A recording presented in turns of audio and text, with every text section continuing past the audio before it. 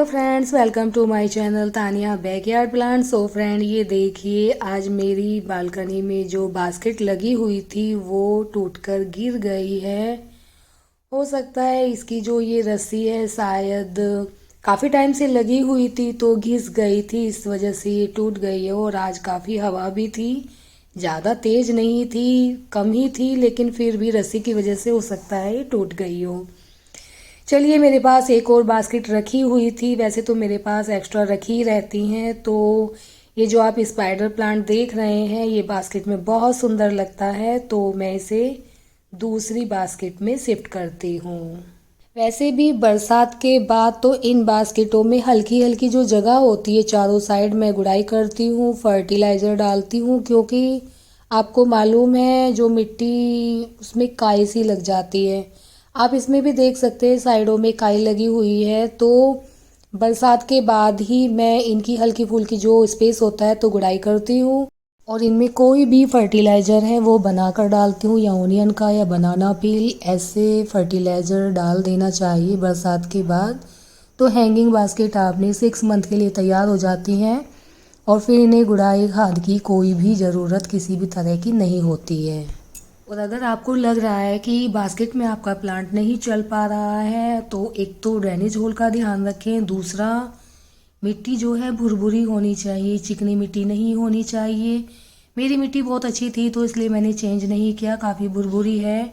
और बरसात में तो जब गुड़ाई नहीं होती है किसी मिट्टी की तो हल्की फुल्की काई लग ही जाती है। वैसे भी मुझे 4-5 दिन बाद अपनी हैंगिंग बास्केट में जो घास निकली हुई है वो निकालनी थी, उनमें फर्टिलाइज़र डालना था। काम तो बहुत था लेकिन कुछ आज ही करना पड़ा क्योंकि ये टूटकर गिर गई थी, इसलिए अभी मेरी कुछ बास्केटों में हल्की फुल्की सी घास हो गई है। चलो इसके साथ में वो भी काम आज ही कर लेते हैं। फिर मैंने 2 तरह के फर्टिलाइज़र बनाए हैं, ऑनियन का और लहसुन का, और बनाना पिल बनाया है। इन सब की हल्की फुल्की सी गुड़ाई करके घास निकाल के फिर मैं इसमें फर्टिलाइज़र डालूंगी, लेकिन वो आज नहीं डालूंगी क्योंकि वीडियो बहुत बड़ा हो जाएगा। तो ये काम मैं नेक्स्ट वीडियो में करूंगी और इन फर्टिलाइज़रों के मैं फ़ायदे भी बताऊंगी। मैंने तैयार कर दिया है फर्टिलाइज़र को, ऑनियन के छिलके और बनाना पील मैंने पानी में डिप करके रख दिए हैं, लेकिन इनको 2-3 दिन तो लगते ही हैं, तो इसलिए आज फर्टिलाइज़र तो नहीं डाला जाएगा, लेकिन बाकी के काम मैं आज ही कर लूँगी। बास्केट का काम करने में काफ़ी झंझट होता है क्योंकि बहुत ऊपर है तो स्टूल रख के चढ़ना पड़ता है, और इनको नीचे उतारो, साफ़ करो, फिर हैंड टू हैंड लगाओ, फिर दूसरी को तीसरी को, ऐसे ही बहुत टाइम लग जाता है। वैसे तो मुझे पॉट ही अच्छे लगते हैं, खड़े खड़े बैठे कैसे भी गुड़ाई कर दो, लेकिन इनके लिए तो अलग से ही टाइम निकालना पड़ता है क्योंकि एक एक को उतारो फिर लगाओ। वैसे हैंगिंग बास्केट बहुत सुंदर लगती है, ना स्पेस लेती है, ना इनके नीचे गंदगी होती है, ऊपर ही टंगी रहती हैं। फर्टिलाइज़र डाल दो, लेकिन साल में 2 बार तो इन्हें अच्छे से गुड़ाई करके या फर्टिलाइज़र इनको देना ही होता है। इनमें भी घास हो जाती है, उन्हें निकालना होता है। अब इसमें देखिए कितनी बड़ी घास हो रही है, और ये सब बरसात में ही होती हैं, विंटर्स में तो होती नहीं है। और अब मैं इन्हें साफ़ कर दूंगी तो विंटर जब ख़त्म होगा उसके बाद एक बार फिर नीचे उतारेंगे, फिर इनमें फर्टिलाइज़र लगा देंगे। बस फिर क्या है, फिर तो पानी ही डालना रह जाता है। विंटर्स में तो वैसे भी हफ्ते में 2 ही बार पानी देना होता है, और गर्मी में तो रोज़ भी डाल दो। देखो जैसे अब गर्मी थी बहुत ज़्यादा तो 2 बार भी मैंने इनमें पानी दिया है।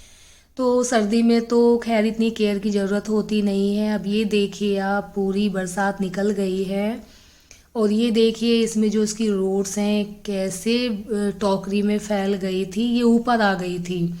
पानी देने का स्पेस तो था ही नहीं, तो मैं बस इसे नीचे से कट करके वापस ऐसे ही लगा दूंगी, और ये स्पाइडर प्लांट बहुत अच्छे से चलेगा। ऐसे भी हमें बास्केटों में वो प्लांट लगाने चाहिए जो ज़्यादा केयर ना ले, ज़्यादा गुड़ाई की, खाद की, फर्टिलाइज़र की ज़रूरत ना हो। वैसे भी फर्टिलाइज़र डाल दो, कोई बड़ी बात नहीं है।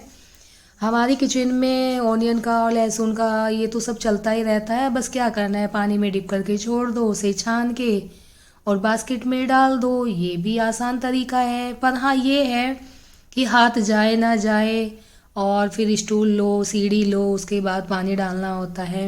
पानी का क्या है, वो तो पाइप चला जाता है तो बहुत ही आसानी से पानी इनमें दिया जाता है। लेकिन अगर एक बार फर्टिलाइज़र दे देते हैं तो 2-3 महीने के लिए छुट्टी हो जाती है। बस हमें बरसात के बाद कुछ काम अपने इस हैंगिंग बास्केट में करने होते हैं और ये काफ़ी ऊंचाई पर आ जाती हैं, पानी की जगह नहीं होती है तो नीचे से कट करके बस प्लांट को मैं ऐसे ही वापस लगा देती हूँ, क्योंकि रूट्स बहुत फैल जाती है। और आपको तो पता ही है कि बरसात का पानी पौधों के लिए कितना अच्छा होता है, तो रूट्स फैलती है क्योंकि मिट्टी गीली रहती है। कुछ बास्केटों में ऐसा भी होता है कि रूट्स ही रह जाती है और मिट्टी ख़त्म हो जाती है, हल्की फुल्की से रह जाती है। तो आपको क्या करना है, सारी रूट्स को आप कटिंग कर दें नीचे से और फिर अच्छे से मिट्टी बनाएं। इसके लिए भुरभुरी ही मिट्टी बनानी है और वो बास्केट में डाल के आप कोई भी प्लांट हो वो लगाएं तो वो बहुत अच्छे से चलेगा। मैंने सोचा था कि सारी ही बास्केटों का आज ही काम ख़त्म कर लूँ, लेकिन नहीं हो पाएगा। तो अभी फ्रंट वाली ही बालकनी की जितनी भी बास्केट थी उनकी मैंने घास निकाल दी है और मिट्टी को चेक कर लिया है। और अब चलो इन्हें वापस लगाते हैं और आज का काम तो ख़त्म हुआ, फर्टिलाइज़र का बचा है। अब नेक्स्ट वीडियो में मैं इन सभी बास्केटों में फर्टिलाइज़र डालूंगी। और ये देखिए, मेरे काम होने के बाद इतनी ठंडी हवा चली है। जब मैंने सारा ये काम किया था तो बहुत गर्मी थी, धूप ही थी, लेकिन जब मेरा काम ख़त्म हो गया तो देखिए कितनी ठंडी ठंडी हवा चली है। और प्लीज़ प्लीज़ जो मेरे चैनल पर नए हैं लाइक करें, शेयर करें और सब्सक्राइब करना ना भूलें। Okay friends, bye.